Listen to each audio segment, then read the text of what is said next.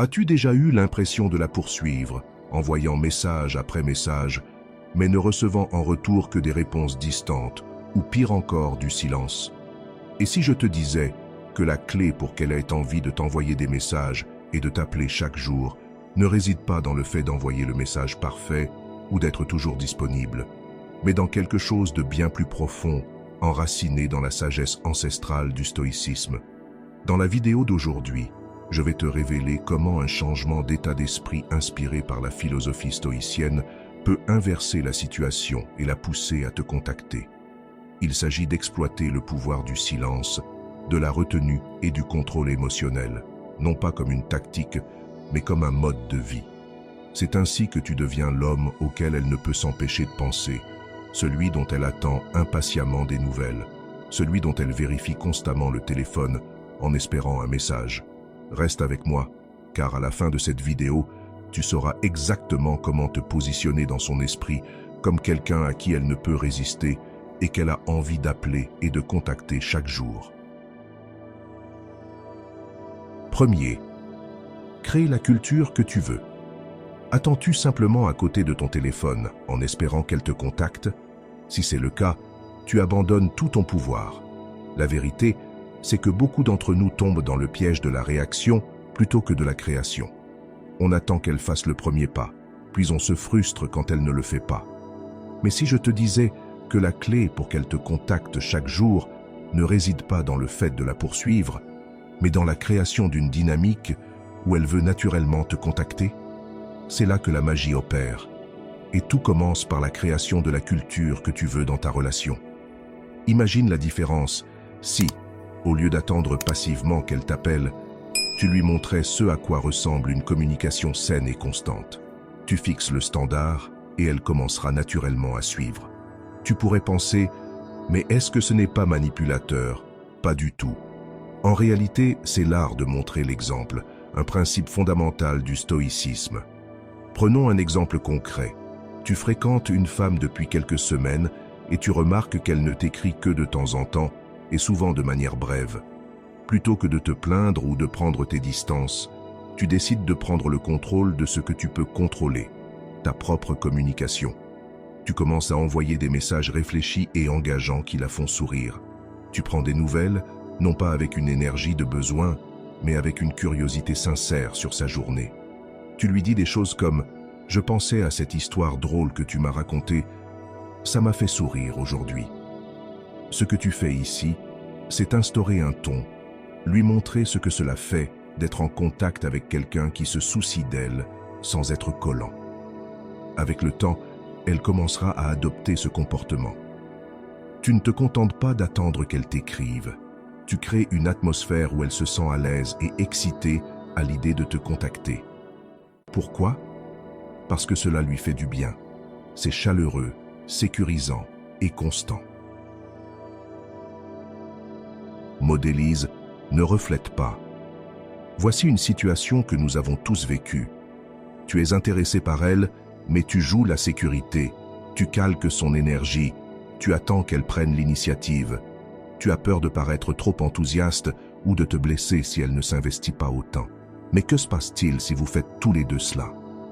Vous vous retrouvez dans une impasse où personne ne fait le premier pas et la connexion s'éteint. Pourquoi te contenter de simplement égaliser son niveau d'intérêt alors que tu pourrais être celui qui l'inspire? C'est là qu'intervient le principe de modéliser au lieu de refléter. Au lieu d'attendre qu'elle fixe la norme, tu lui montres ce que tu attends d'une relation. Prenons un exemple. Tu rencontres une femme qui semble réservée au début. Tu pourrais faire pareil, attendre qu'elle montre plus d'intérêt, mais vous vous retrouvez à ne rien faire du tout. Au lieu de cela, tu décides d'initier la connexion. Tu lui partages des morceaux de ta journée. Tu lui envoies un message vocal juste pour lui dire que tu as pensé à elle. Tu lui montres ce que c'est d'être avec quelqu'un d'engagé et d'ouvert. Tu ne le fais pas dans l'attente d'une réponse, mais parce que c'est la manière dont tu veux interagir. Et avec le temps, elle commencera à te répondre de la même façon, non pas parce que tu l'as forcée, mais parce qu'elle ressent la sécurité et l'énergie positive que tu apportes. C'est comme construire un pont entre vous. Quelqu'un doit poser la première planche. 3. Fixe la norme et maintiens-la. Il existe une vérité puissante dans les relations. Tu apprends aux autres comment te traiter en fonction des normes que tu établis.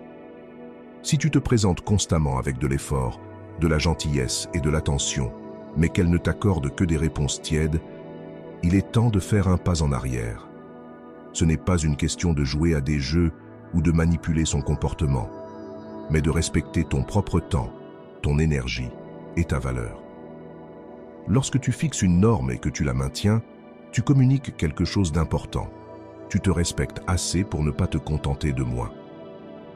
Cette mentalité ne concerne pas seulement l'obtention de ce que tu veux, elle repose sur l'incarnation d'un profond respect de soi qui attire naturellement les autres.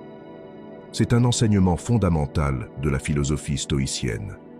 Connais ta valeur, établis des limites et fais en sorte que tes actions s'alignent avec tes valeurs. Nous avons tous été là.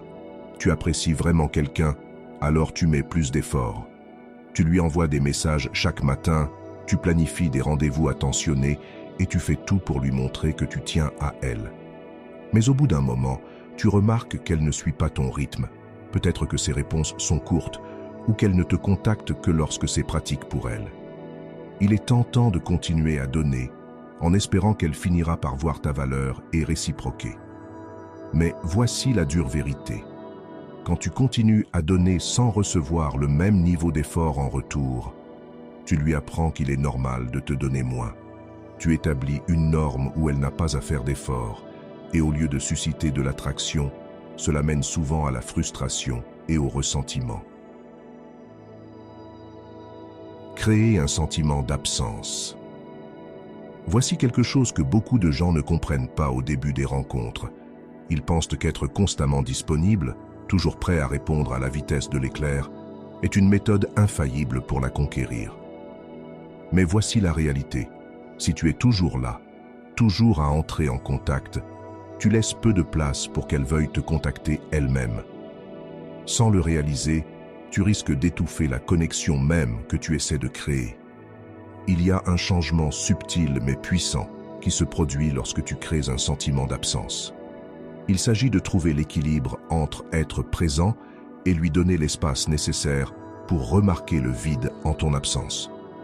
Pense-y comme une chanson favorite. Si tu l'écoutes en boucle sans cesse, elle perd de son impact.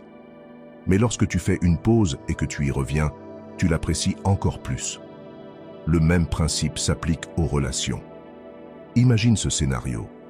Tu as eu un super rendez-vous, vous échangez des textos et la conversation coule de manière fluide. Il est tentant de continuer à maintenir l'élan, de continuer à envoyer des messages jusqu'à ce que la conversation se termine naturellement. Mais et si, au lieu de cela, tu faisais une pause au point culminant de la conversation? Tu pourrais dire quelque chose comme « Je vais entrer en réunion, mais j'ai adoré notre discussion. Continuons ça plus tard. » En faisant cela, tu ne la coupes pas. Tu crées un moment d'anticipation. Tu lui donnes du temps pour réfléchir à la conversation, pour prendre conscience de combien elle l'a apprécié et pour se réjouir du moment où vous pourrez discuter à nouveau. Tu fais preuve de discipline personnelle, un principe clé du stoïcisme, en te retenant au lieu de céder à l'envie d'être toujours en contact. Dans le stoïcisme, la discipline personnelle est la pierre angulaire d'une vie bien vécue. Il s'agit de savoir quand agir et quand se retenir. Cette retenue n'est pas un jeu, c'est la sagesse de comprendre que la disponibilité constante peut diluer l'excitation et la valeur de ta présence. Les anciens stoïciens croyaient en la modération, en ne succombant pas à l'excès, même dans les bonnes choses. J'espère que ce message t'a été utile. Si tu as aimé la vidéo, je te serai reconnaissant de laisser un j'aime et de t'abonner.